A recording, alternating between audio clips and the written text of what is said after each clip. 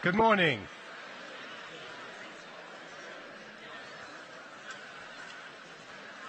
Okay, shall we get started? So, whether you are happy about the last 6 months or regret it, no one can dispute that we have had 6 months of the most extraordinary transformation in the position of the United States in the world.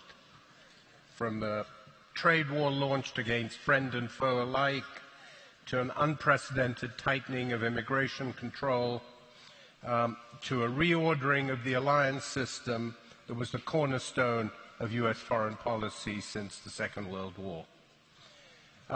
Here to help us understand what this means are three people who bring very different perspectives. So, Admiral James Stavridis is a longtime friend of the conference, a former NATO Supreme Allied Commander.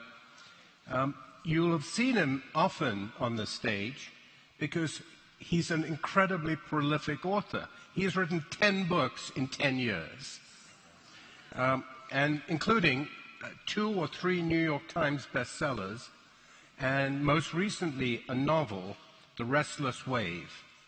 If that is not enough, he's also the chair of the Rockefeller Foundation and head of global affairs at Carlyle Investment Group.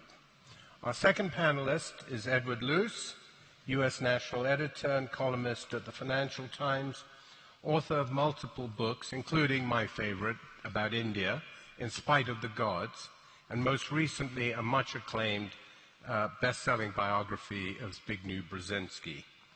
And the final member of the panel is the moderator, Jonathan Blitzer, a New Yorker writer, and author of Everyone Who Is Gone Is Here, The United States, Central America, and the Making of a Crisis.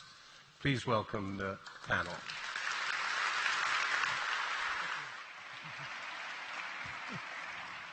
Hey, John.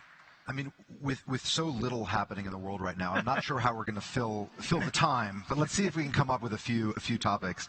I can't think of two people I would rather hear from at a moment like this to make sense of everything that's going on. Let me just launch right in. I just want to get going immediately. Admiral, talk to us about kind of how we should understand, every day brings a new report of our European allies essentially meeting without us and trying to plan for a future without the United States. I'm thinking most recently of, the French, Germans, and English. Is that future here? Is that, what's your sense of kind of where we are? How should we be reading reports like this? I think it's unfolding literally in front of us day by day. And of course, this is my good friend Ed's wheelhouse as one of the keenest-eyed observers of Europe. But I was asked the other day, hey, Admiral, kind of Ukraine, Russia, who's going to be the big winner at the end of this? I think it may be Europe, as follows. The degree to which Europe seizes this opportunity in the moment to try and come together, that's always been the challenge for Europe. Europe is 450 million people. It's collectively the second largest economy in the world. Collectively, it's the second largest defense budget in the world. All the capacity in the world, but no unity, no determination, no clear focus. So a way to think about it as Americans is, well, is this good, bad, or indifferent for the United States? If the Europeans kind of seize this moment and join together, it's kind of good, but it could ultimately be detrimental to the United States because we have kind of taken for granted that Europe would come along for the ride, that NATO would be with us, that we would always have this marvelous pool of partners across the Atlantic. If Europe comes together in this moment, the chances are Europe will be less inclined to simply ride along in dealing with Iran. More importantly, in confronting China in the Pacific, in working with us on trade and tariffs and a global economy. That could all be very good for Europe.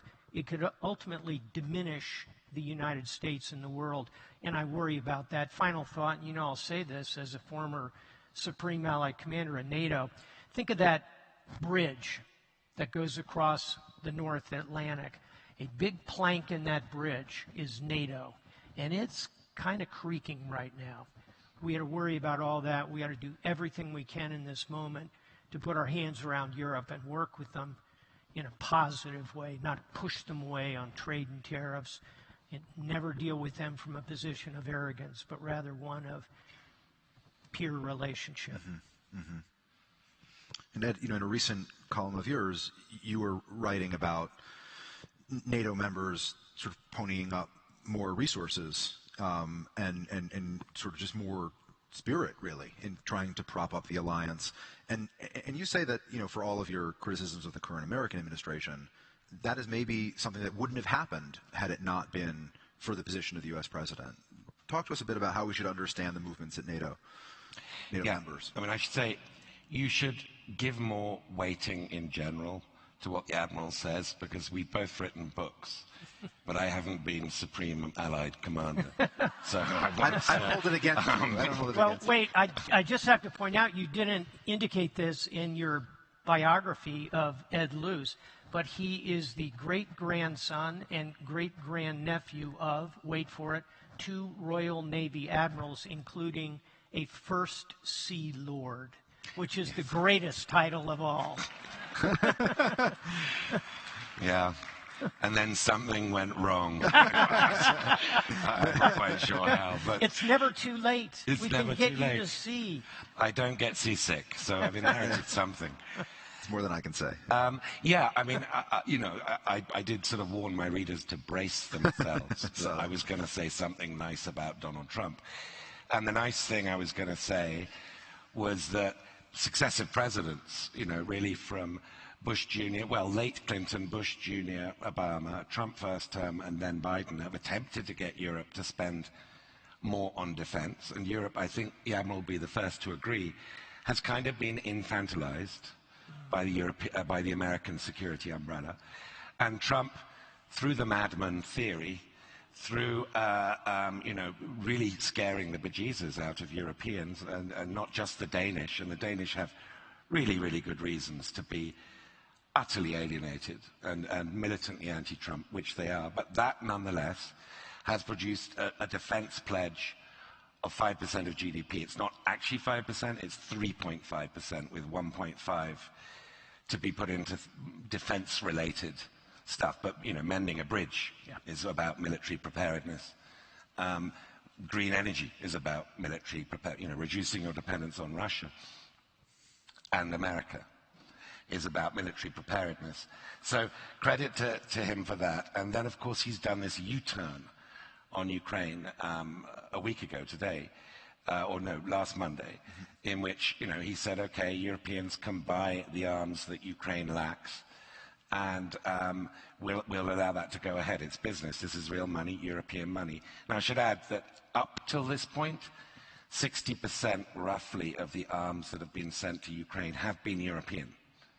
It's kind of a myth that America has been paying for all of it. America has shouldered the single largest share of the burden, but the majority of the arms have come from the other side of the Atlantic, and now that's going to be dramatically higher in terms of who's paying for them.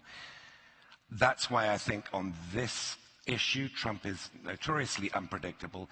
He boasts about being unpredictable, but on this, because Europeans are paying, I suspect this is more durable, and because Putin has really been humiliating him. I mean, he calls Putin, he asks for a ceasefire, he promised to do it in 24 hours, then he promised to do it in 100 days. We're now almost 200 days, with 6 months, and there's no closer to a ceasefire. Not only does Putin not give a ceasefire, but he actually steps up the drone and artillery and missile bombardments of Ukraine in the 24 hours after Trump has asked for it. So it's because Trump feels humiliated by Putin, and because the Europeans are paying. I suspect this will be less like Trump changing his mind on tariffs, you know, every other minute. This might be more durable, but perhaps that's wishful thinking. You know, I've just said 2 nice things about Trump. That's my quote. Should we try for 3? I don't know. Yeah, I'm starting to sweat. Let me jump on this because I agree we have to give Team Trump credit for pushing this hard. Let's not forget the role here of Vladimir Putin, the greatest salesman in the history of NATO. Why is that? Why did Sweden and Finland, 2 famously neutral nations, just join NATO? Why did the Europeans decide to spend 3.5 to 5% on defense? Why? It's because they are looking at Russian tanks rolling to the west. That rattles old ghosts in Europe. Within living memory, the Germans can remember the Red Army raping its way across Germany in 1945. The Czech Republic can remember 1968, the death of the Prague Spring. The Hungarians, 1956. Gdansk, on and on. Russian tanks rolling west have a way to kind of clarify the mind to the Europeans. So I'm in a complete agreement with Ed. Team Trump has kind of executed this, but I think a lot of that motivation is Europe looking at Vladimir Putin, who is a deeply evil man. Yeah. And what about the relationship between the U.S. and Ukraine? Because it seems like that relationship, despite its extraordinarily rocky start at the beginning of the current administration, is warming up a bit. Is that just a function of Trump's sort of personally feeling so humiliated and undermined by Putin, or are there kind of more meaningful points now of sort of shared thinking between the current American administration and Zelensky? Well, I mean, Zelensky has learned what the Secretary General of NATO, Mark Rutte, is that flattery gets you everywhere for a period of time. It doesn't last long. And of course, Rutte, called him daddy, whatever it takes. Yeah. And Zelensky has been saying lots of nice things about Trump. It's what I call bringing fruits to the volcano. And it works for a while. And of course, they did do the critical minerals deal. Now, I don't know why Trump is buying this, because critical mineral mines take 10, 15 years to develop. It's long after he'll be in office. But, that was the ticket, the price of the ticket. Zelensky paid it.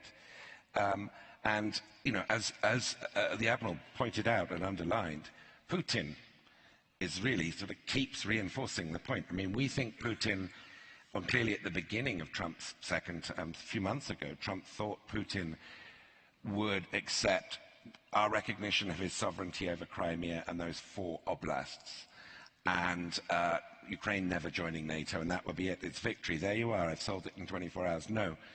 The Russians have lost 1 million men, either dead or casualties, which is more than the entire USSR plus Russia post-Cold War loss in conflict since the Second World War put together.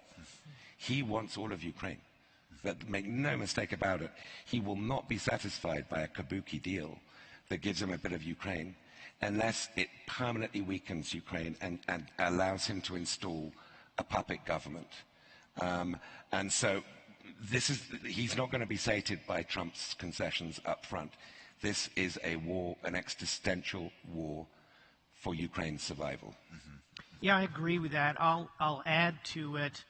Again, as Ed points out, 1 million casualties, dead or grievously wounded. Let's just focus on killed in action. 300,000 killed in action in 3 years. So to put that in perspective, in 10 years of war in Vietnam, vicious war, the United States had 50,000 killed. 10 years, 50,000. Putin is at 3 years, 300,000. And by the way, in 20 years, in the forever wars, Iraq and Afghanistan combined, the U.S. had killed in action 7,000, 20 years. So Ed is exactly right. And back in Russia right now, the light is coming on. What happened to Sergei? Or, where is Ivan? Well, they're in the cemetery, and the babushkas are starting to figure this out. And I agree completely. Putin truly, deeply, madly wants to conquer all of Ukraine. And that's why it's so important that we at least stop with the current frame and have a Korean War-like ending. It would be wonderful to expel Russia from Ukraine. I think that's militarily unrealistic, but I think we can put real pressure on Ukraine. And I'll conclude with this. Putin would worry about three big things. Number one is already happening, a strengthening of NATO and a continued U.S. and European support to Ukraine. Number two, economics. The sanctions package that is currently in the Senate would put secondary sanctions on Russia's trading partners. That's how you really go after Putin's economy. And I'd couple with that the $250 to $300 billion of Russian money that's sitting parked in banks under sanction, mostly in Brussels. That's a big chunk of change. And then third and finally, what the lever could be is to say to Putin, look, it's kind of the last exit before the tunnel, as we say in New Jersey. In other words, put a serious temporal focus and put those two military and economic tools at play. I think we can hold him where he is. That would not be the worst outcome in the world. Well, how should we understand the state of play on the battlefield ground? itself? Yeah, it's dizzying to try to follow along. So parse it for us. Yeah, I'll give you the military. We're at a book conference, so I'll give it to you in two novels, right? And you'll know both of them. In many ways, this war is All Quiet on the Western Front by Ray Marquet, a searing study of World War I. It's tanks, trenches, hand-to-hand combat, blood, war crimes. That's one war that's going on. The other one, the one I'm really watching, is the novel Starship Troopers by Robert Heinlein. It is unmanned vehicles, space, deep sensors, bio. There are extraordinary military advances happening. So you've got this tale of two wars in front of you. The one I'm focused on, because I know we can hold him in this World War I, what we need to do is overmatch him, overmaster him over here. And I think that is where Ukraine, which is now producing 1 million advanced drones a year, Ukraine is. It's a pretty extraordinary feat. And I predict within 3 years, we, the U.S., will be importing drone technology and importing drone tactics from the Ukrainians.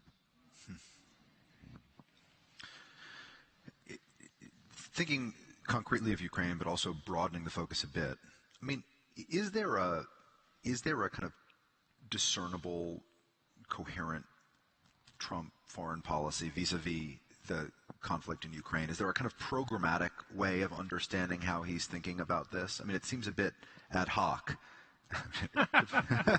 So polite. Well, I'm trying to, follow your lead here. We've complimented him a bit. What's your sense of the kind of broader vision that comes out of the administration on this? I think very crude sort of summary of Trump's worldview is he sees the world out there as a jungle, and there are big predators, and there's prey. And America is a big predator. Russia's a big predator. China's a big predator. And predators have their habitats. And his habitat is this hemisphere, hence what we've seen with Canada, Greenland, Panama. And Putin's hemisphere includes Ukraine. That's why his sort of instinctive view has always been to understand and sympathize. Remember when the war began, he said it was a really smart move by Putin. I mean, it was a really dumb move by Putin, it turned out. But Trump wasn't alone in thinking it would be a walkover. That was what the CIA forecast. And China, well, that's the real question there. We've seen that Trump has been sort of, because of circumstance, pushed into a 180 degree on Ukraine. But with Taiwan, we really have no idea where he stands. Now, I can tell you where people in his administration stand, the so-called prioritizers. And the prioritizers say, let's we've got to concentrate our resources. We have limited resources. Even America has limited resources. And we've got to focus on the Indo-Pacific and let Europe deal with the transatlantic problems. But Trump's clearly just sort of checked the prioritizers. Bridge Colby is the sort of lead prioritizer, and I think J.D. Vance is a prioritizer, although I'm not really sure what J.D. Vance thinks about Taiwan either. But then you've got the sort of what was rather derisively called the foreign policy blob, but a serious bipartisan consensus in Washington does believe that China is the main sort of peer competitor and that Taiwan is the flashpoint, and that Xi Jinping will sometime in the next few years, before he steps down, which he doesn't have to ever, by the way, and do you remember the last time he was elected president, Trump congratulated him on his election, as he did Putin. So we don't really know where Trump stands on China. That is a source of real uncertainty and real angst. I mean, we talk about European allies, but I think there's a lot more angst amongst America's Asia-Pacific allies. Look at Japan, look at South Korea. They do not understand why Trump's trade war is as strongly directed at them as it is against China, and are moving closer to China, not on military stuff, obviously, but on trade. These people who view China as an enemy and dread China are beginning to cooperate on trade. So it's really hard to figure out what Trump is up to, because the Sun Tzu, von Clausewitz, geostrategic sort of view throughout human history is you don't push your enemies together, and you certainly don't push your friends in with your enemies. So it's quite hard to puzzle out whether there is a geopolitical strategy in Trump's head. I know there is in people who work for him, and we can easily summarize that. But with him, he's really unpredictable on China. I just don't know what the answer is. Before we go to China, just a kind of concluding thought, if I may, on Ukraine, because I get the question a lot, and you mentioned it a moment ago, will Ukraine ever be part of NATO?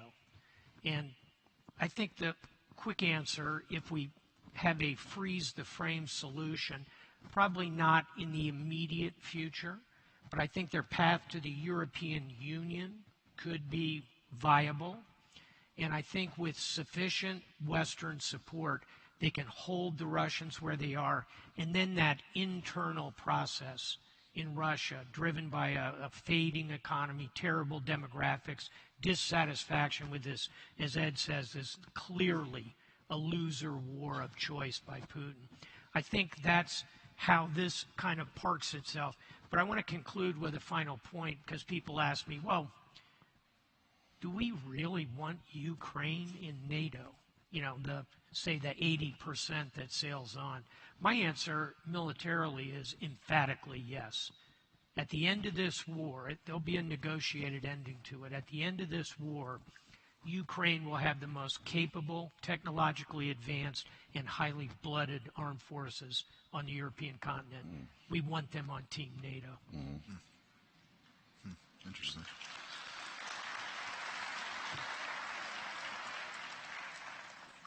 To spend a minute sort of parsing both the kind of Ukraine moves from the administration and the more inscrutable China moves from the administration, I mean, I can see the kind of resource question of, you know, the real China hawks inside the administration thinking, look, we want to focus all of our attention and energy on the bigger threat in China.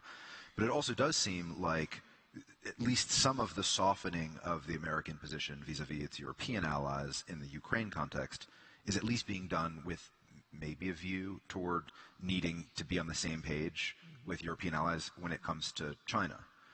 Yes. Tell us a bit about how we should understand the interrelationship between these two sort of fronts of American foreign policy thinking.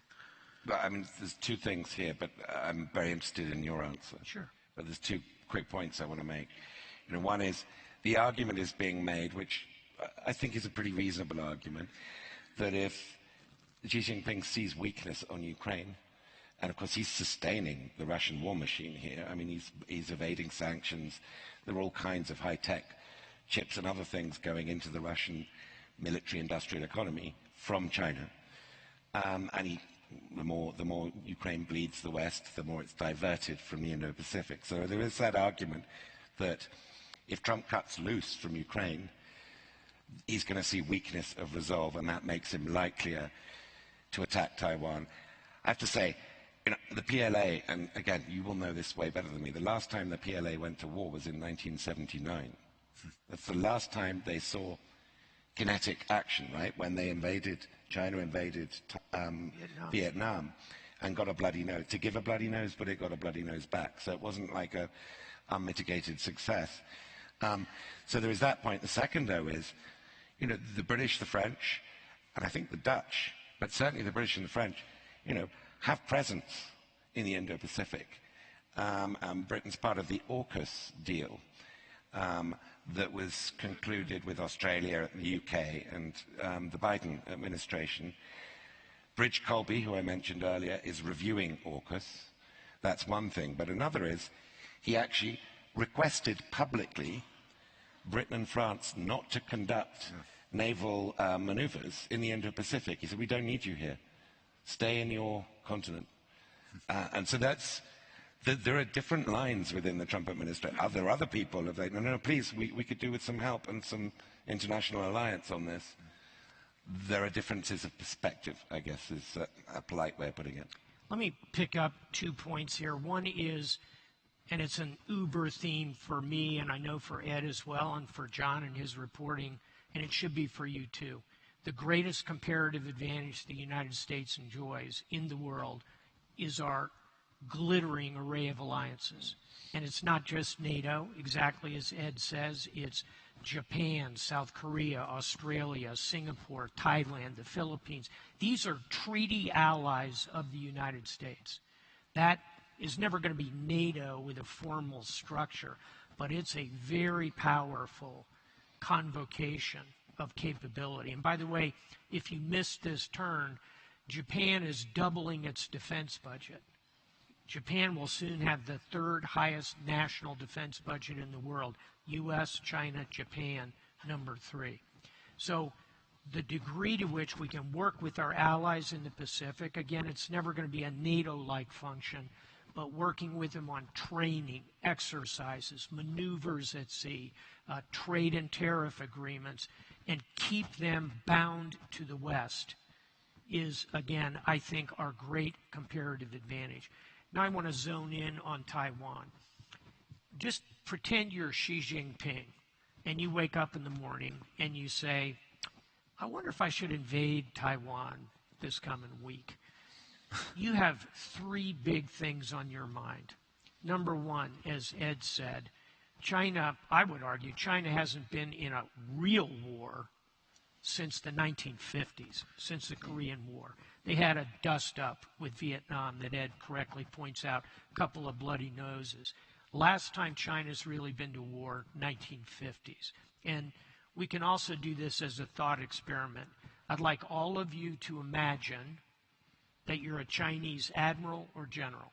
You can pick. You can be an admiral or a general in the Chinese PLA. Now, I'm going to ask you, how many of you have combat experience? Please raise your hand. 0 hands will go up. Here's another thought experience. You are an American admiral or general. Now I ask you, how many of you have combat experience at every level of your career, from young ensign to admiral or general? Correct. Every hand goes up. I'm not saying that's necessarily to our credit, but we have a lot of combat experience. China does not. That's doubt. It's uncertainty. I think that's a mitigating force on a near-term attack on Taiwan. The second one is the character of the Taiwanese. If you're Xi, you don't know whether they will fight or not. He's never been to Taiwan. I've been to Taiwan a lot. I think they'll fight, and I think they'll fight capably. And their tunnel complex underneath Taiwan makes Hamas's tunnels look like a Lego set. They're ready, and I think they will fight, and they'll fight hard. And see paragraph 1 about, I'm not positive about my offensive capability, I'm concerned about defensive capability. And the Taiwanese are buying the weapon systems they need to defend that island. And then third and finally, it's the economics. What would the sanctions packages look like when China invades, takes over the chip world? You're looking at blowing up the global economy. You're looking at big sanctions on China. I think for all those reasons, I'm with Ed. I don't see a near-term attack on Taiwan. And where I started, if we play the alliance piece of this properly, that's the best way we can deter that long-term conflict with China. Let's make a quick point. I mean, and it's more a question, blockade, though. I mean, blockade is technically an act of war, right? Correct, it is. What probability would you give that? I think if I were Xi and I ran that mental map I just gave you, I would say exactly as Admiral Luce says. Let's think about a blockade. Here's what would happen in the case of a blockade, I think. Those Chinese warships conducting the blockade would start sinking, one after the other. They would be taken out by the true apex predators of the oceans. It's not sharks, it's not blue whales, and it's not aircraft carriers. The apex predators of the ocean are nuclear-powered submarines. Ed just mentioned this new deal that will get Australia into the game, buying at least a dozen nuclear-powered submarines. That's how you break a blockade, and I know those plans exist. I was just reading this morning an article that confused me in the Times about how the administration seems to be easing restrictions on sales of computer chips to China. H20 chips, yes. Yeah. What do you make of that? What is that a reflection of? How should we understand this? Because I obviously thought that this sort of behavior is exactly the opposite of what the administration would want to do, based on how it speaks. Trade wars are not easy to win.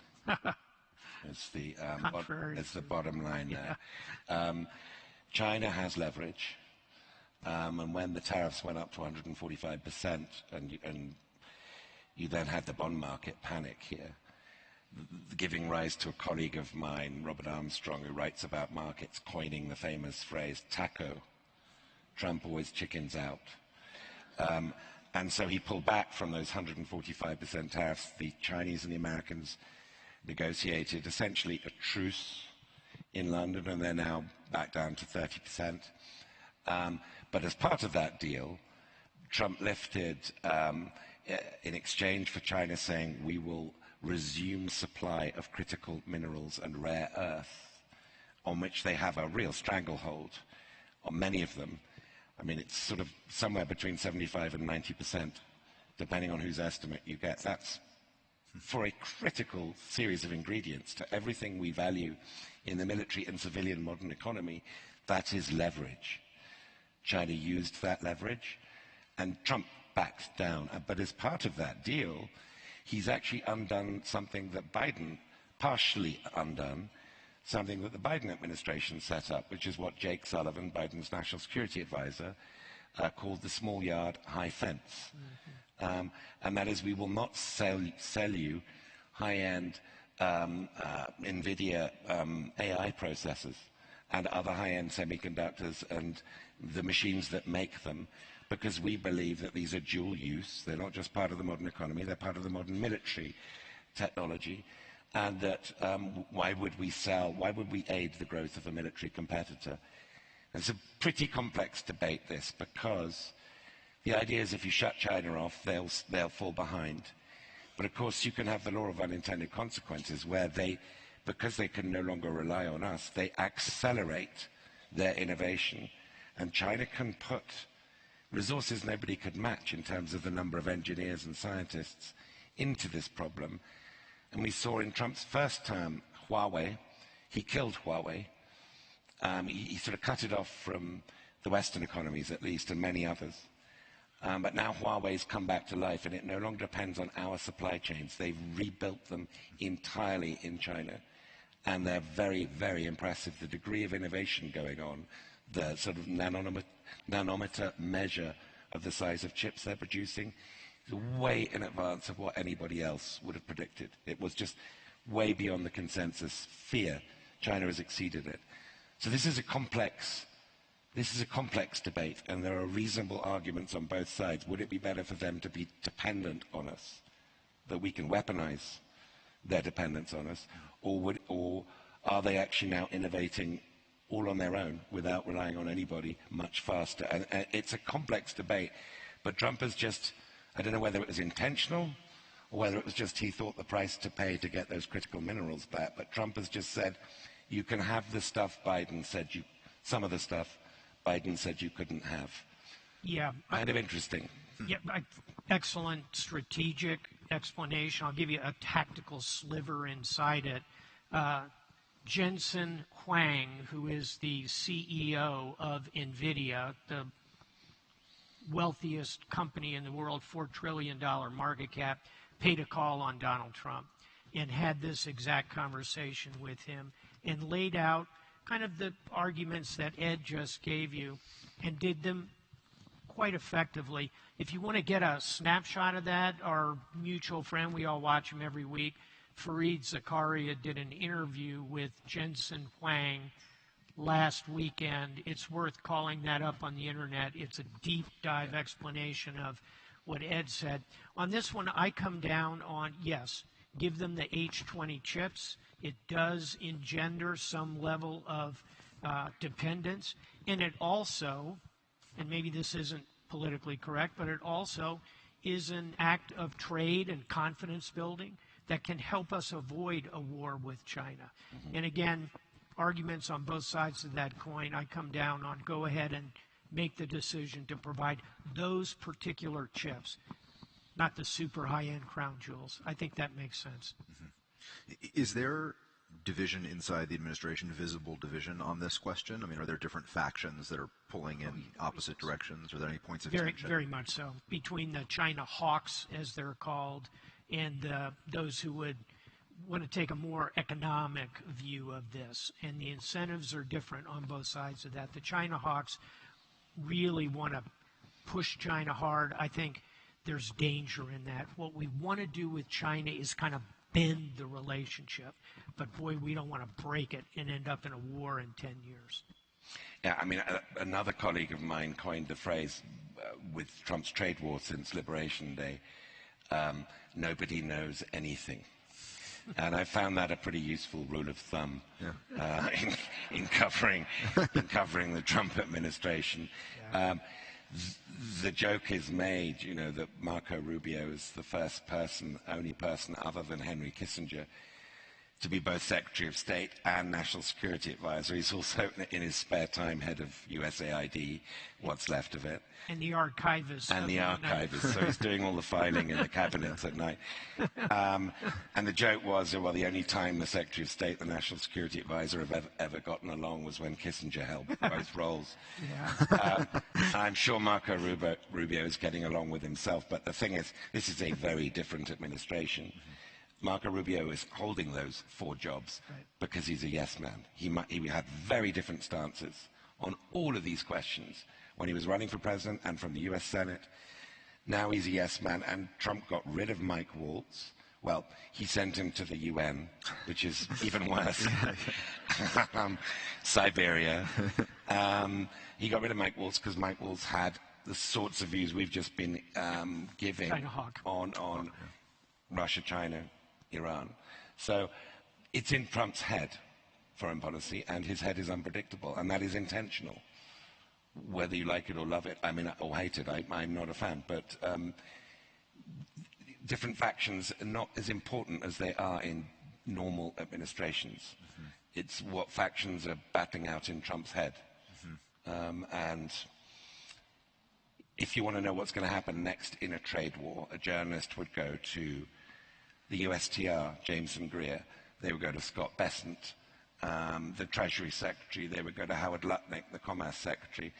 They don't know what's going to happen, and that's what my colleague meant by nobody knows anything. Yeah, yeah. I would postulate, I agree with every word you said. I would say in times like that of great unpredictability, a good source is history. go back about 100 years ago, and we've seen this movie. I mean, we don't have to kind of imagine what a global trade war looks like. If we go down this path of massive high tariffs across the globe, there's going to be retaliation back and forth. Liberation Day will look a lot more like Demolition Day. And we go back to when the United States created these enormous tariffs in the 1930s, the Hawley-Smoot tariffs. How'd that work out? Well, we cracked the global economy. We ended up in the Great Depression with a D, and you can drop a plumb line to the rise of fascism, Second World War, 80 million dead. That's a pretty bleak set of outcomes. So as I look at don't know what's going to happen next, agreeing entirely, in the back of my head is that drumbeat of history and the trade wars of the 1930s leading to the wars of the 1940s. I think that's a very serious concern. So I've just come down, and I want to reinforce the Admiral's point. I'll find a point of disagreement at some point, or you can, but I've just come from Aspen, the Aspen Security Forum in Aspen, and Condoleezza Rice, who's the chair of, co-chair of it, repeated her line about the four horsemen of the apocalypse of the 1930s, which is populism, nativism, protectionism, isolationism. These horsemen are riding. They're riding now. And history tells us, if we allow those horses to be unleashed and to continue riding, what the possible and maybe even likely consequences are. And she is amongst the Republicans who are least prone ever to criticizing Trump in public, because I guess she wants to maintain access. But that statement, I think, leaves it pretty plain. And I should also add just one thing about the Aspen Security Forum. There were 12 senior DOD people on the speaking roster, including several combat commanders. Correct. And they really value it. Really good interaction. It's non-partisan. It's not bipartisan. It's a non-partisan. And people from allies. It's a really august and fascinating gathering of people. Valuable conversations. Pete Hegseth, just on the Monday, at the beginning of the conference, just cancelled all of their participation, every single one, and said it was an evil globalist organization. This isn't serious. This is not serious. Defense Secretary, I'm sorry, it's not serious. Head of DNI, Tulsi Gabbard, who sort of added fuel to that fire. This is not how a serious superpower behaves. Yeah, and it was utterly shocking to see. Yeah, it really was. My intention was to give, a solid 15 minutes to each major region of the world. We're doing okay. Well, we're running a little bit behind schedule. We have the Middle East. Middle East. Yeah, exactly. Sorry. That's his bag. What's next? I mean, I have to admit, I think it's fairly safe to speak for everyone here in saying I've almost lost the plot of the U.S. bombing campaign in Iran and where that's left things. Yeah. How should we understand kind of what the situation is now? Yeah, a good way to kind of think about the Middle East is think of it as a triangle, and how do Israel, Iran, and the United States kind of see this world in the Middle East? The good news is Iran has never been weaker in my professional career. Israel has methodically snipped away at these evil proxies. Syria has flipped into who knows what it will eventually be, but I'll tell you, the departure of Bashar al-Assad, an evil monster, think torture chambers for children, think use of nerve gas indiscriminately. He's gone, and it tells you everything you need to know about Vladimir Putin, that he has taken refuge with Putin and is in a dacha outside of Moscow. Point being, Iran has been seriously denuded across all of its capabilities. However, we ought to remember Iran is a big country. It's 4 times the size of Texas, twice the size of Iraq, has a population of 90 million, inheritor of the Persian Empire. Believe me, we think of Iran as this kind of annoying middle-sized power. That's not how they see themselves. They have imperial ambitions. And by the way, as a Greek American, I'm required to stipulate Greece was never conquered by the Persians. So Iran is in a very weakened position, but they have big resources and long-term potential and capability. Israel, conversely, is in the strongest position I've seen it in my decades militarily. It truly is a hegemon, a dominant military power in the Middle East. And the U.S. is kind of working both sides of this, supporting Israel, but also pushing against Iran. This brings us to the strike on Iran. I support it. We talked a moment about taco. Trump always chickens out. That narrative, I think, was really getting under Trump's skin. That's part of the reason he launched the strike. He would say, FAFO, F around and find out. So you've got these kind of competing acronyms, if you will.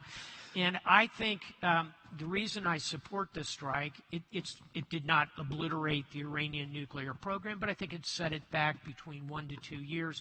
It also demonstrated that the U.S. was willing to take direct kinetic action against Iran. So where do we land, and what do we want to do here? My view now really is an opportunity for diplomacy. And you kind of queue up Marco Rubio and Steve Witkoff.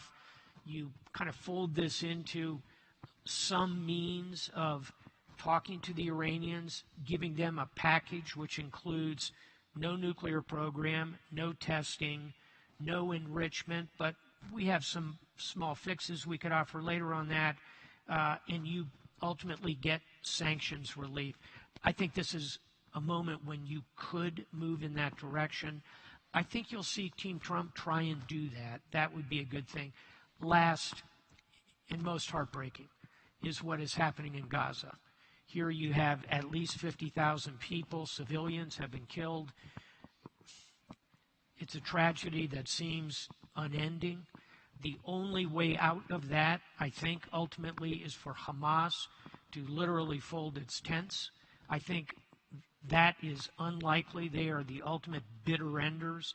Unfortunately, I think there's going to be continued kinetic action there. We're down to about 50 hostages. The ideal outcome there would be an Arab peacekeeping force that would go in, Israeli liaison, reconstruction, funded by the Gulf Arabs. Boy, we're a long way from that. So you've got this tactical tragedy going on. It's a moment of strategic opportunity overall. I apologize for the length, but that's kind of a snapshot of where I sit. Anything to add? Well, I'm going to take away with me from that my colleague who coined taco is responsible for the bombing of Iran. He's going to. He'll love that. It's already gone to his head. It's now okay. It's a powerful acronym. I mean, just the one thing I would add to that is, Iran's now gone dark. It's no longer allowing IAEA inspectors in. It's gone dark. We don't know what's going to be happening, whether there's a whole new subterranean. I think we must assume there will be. Oh, 100%. And we assume that the reason why, we haven't attacked North Korea is because it has nuclear weapons. So the logic of this could boomerang on us. But if you were going to be a Kissinger or a Brzezinski in this situation, you would be looking at Saudi-Israel normalization and using that to box in Iran and to get Iran back to the negotiating table to agree the kind of agreement that Obama had in place. Oh, 100%. It was already there. And what did it do? It bought 15 years. Yeah. And the IAEA inspectors were all over Iran. Yeah. They were inspecting everything. And very intrusively, and 15 years is forever. The Obama bet was, the Ayatollah's going to die. I mean, it's a really unpopular, it's a horrible regime, Iran. That's not, But I think what Trump now, without admitting it, is trying to do is to get back to the deal he pulled out of in his first term. I think so. And you're absolutely right to mention the Saudi-Israeli. This would really codify the Abraham Accords from the first administration. Now it's the Abraham Alliance. And I really like your point about pulling the Saudis in. I'm going to add one thing to it. Maybe we go from a triangle to a pentagon, meaning U.S., Israel, Saudi Arabia, Iran, and Europe, the European Union. Yes. Europeans could be very influential, have good pipe into Iran. I think use that pentagon, find this moment, try to get back to the deal that we once had. And I think that would be a pretty good set of outcomes, the best you can hope for in a very turbulent place. Let me turn this over now to audience questions. I do it with some reluctance because I have more questions myself. There are microphones circulating, so just raise your hand if you've got a question, and someone will find you with a microphone. Thank you. This is a full panel question, starting with Admiral Stavridis, please. Your writing portrays leaders shaped by deep operational range and hard-earned judgment, often tested at a collision point of technology and geopolitics. As autonomous AI systems like Admiral come online and space-based assets redefine the battle space, what is the real risk of elevating senior commanders who lack the institutional range or experiential depth truly required to lead effectively in crisis? Yeah, an excellent question. Rest assured, the military is working very hard right now. Remember, we talked about All Quiet on the Western Front and Starship Troopers. The military is very much engaged over here in training this cadre that will come along. And in the first Trump administration, they created a Space Force. Good idea. In this Trump administration, I predict they will create a cyber force, which will take charge of cyber, artificial intelligence, and all that on the battlefield. So those mechanisms are moving. Final thought, people ask me a lot, well, how does AI really help you in war? It helps you with your, this is unglamorous, your logistics. It helps you with your transportation management. It helps you tactically by creating the mechanisms to control these swarms of unmanned. And what's coming, think AI grandmaster of Go or chess. What's coming is that AI perched in your ear who is your strategic tactical advisor, who can simultaneously look at every battle ever fought back to the Peloponnesian Wars, run all that together and say, Admiral Stavridis, you really need to pull those troops out of Fallujah and get them down to Mosul. Those are the kind of AI intelligence that are coming. I'm confident our officer corps and our senior enlisted will be ready to meet those challenges. It's a great question. Thank you. Any others? I see. Tara.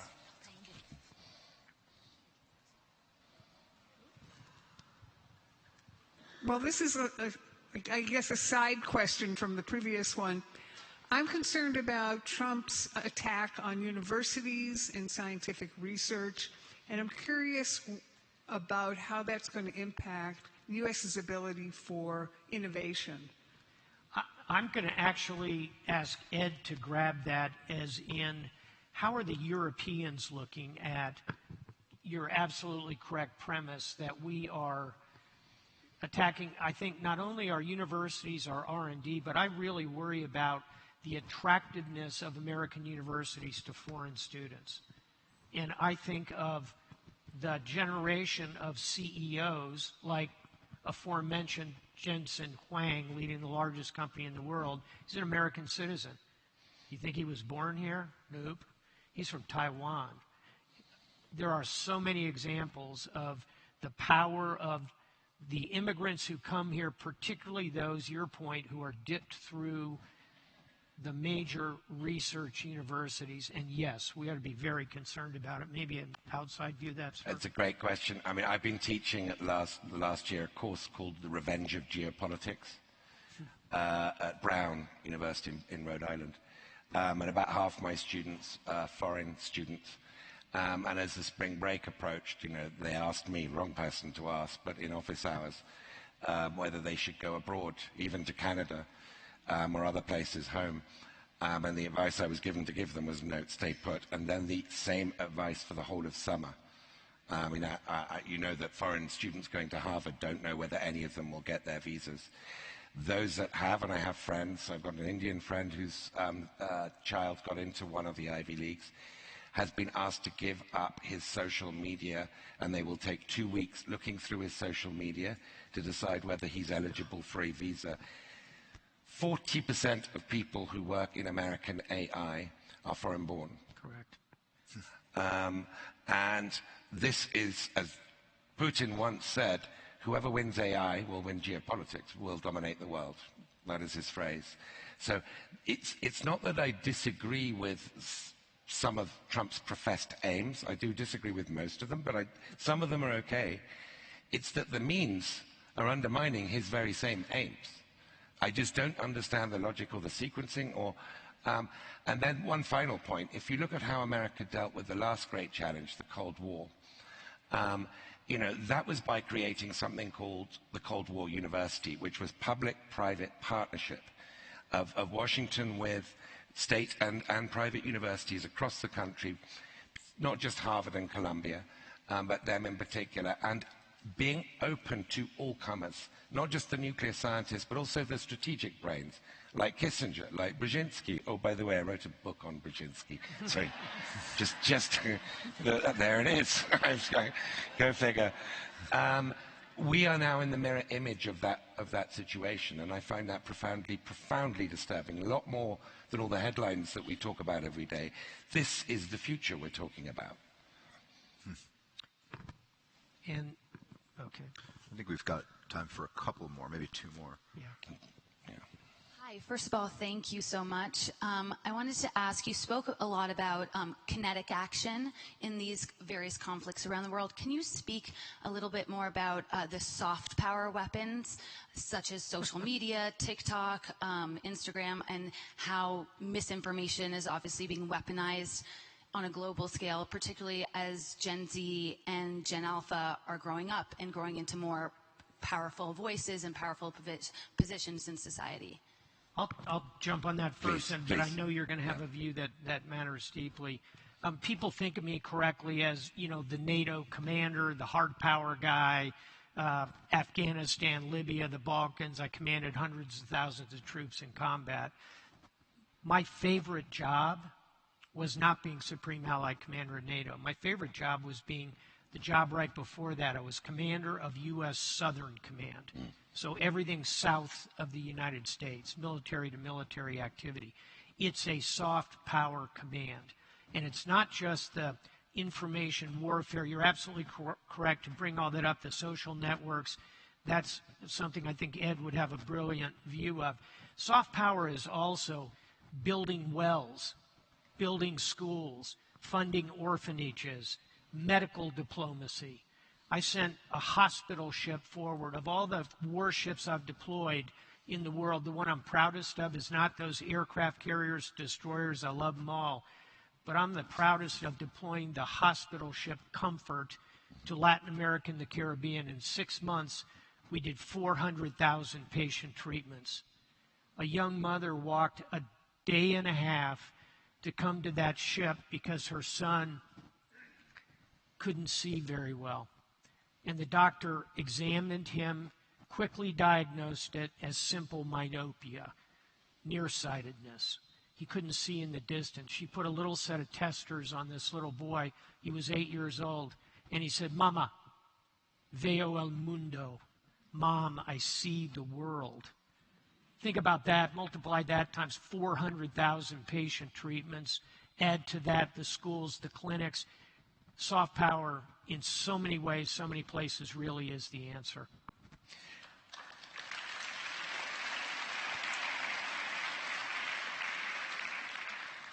Fully agree, and it's a great question, but I don't think it would add much for me.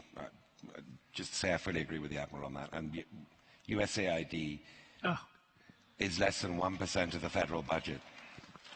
The public idea of how much of the budget it takes up is something like 25%. Estimates are given. It's massively overrated in terms of its cost and underrated in terms of its effect. And all these programs the United States is withdrawing from, China is moving in. Yep. Just doesn't make sense. Yeah, people say to me all the time, yeah, Admiral, you're right. It's a war of ideas out there. No, it's a marketplace of ideas. Our ideas can win. Democracy, liberty, freedom of speech, gender equality, racial equality. Look, we execute them imperfectly, but they are the right values. But we have to realize it's a marketplace. We got to compete. That is the brilliant point Ed just made. I have one last thing to say, if I can, if that's okay. Absolutely, Eric. I just asked our beloved moderator for an opportunity for a closing statement, because we've talked a lot about many dire things in our hour with you today, and it would be perfectly understandable if you went home and literally couldn't sleep tonight. And I get that question a lot. What keeps you awake at night, Admiral? I think we covered that pretty effectively. I want to conclude with three things that help me sleep at night, that give me cautious optimism for this world we've described. Number one is technology. And it's not just AI.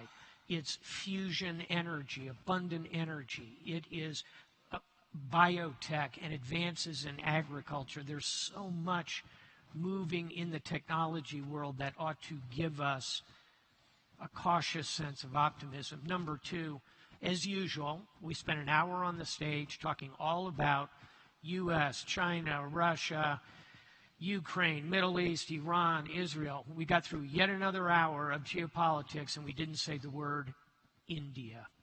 India, in my view, is a force for good, a huge democracy. It's got its challenges, but as this century unspools, look for the rise of this mega democracy to ultimately be a positive force, particularly in that global south. And third and finally, 300 years from now, when the history of this century is written, won't be about the rise of China, won't be about the rise of India, won't be about biotech, won't be about AI. 300 years from now, 21st century is going to be remembered for the rise of women. Yeah, no, I believe it. And I'll tell you why. Look at the trajectory of women through history. For 5,000 years, they've been chattel. In the last 100 years, they can finally vote. The last 50 years, they're taking significant positions. Today, a foreign leader who is handling Donald Trump extremely well, Claudia Sheinbaum, the president of Mexico. Yeah. So here's my point. When all that human capital, that feminine capital, those sensibilities, that leadership style hits the marketplace in this 21st century over the next 75 years, that gives me a great deal of hope. Thank you. Great. You're getting a standing ovation. Oh, that's very kind. Thank you. Thank you. Thank you, everyone, Thank you for being very much. here. That's Thank you too both. kind. Thank you. This is great. Thank you.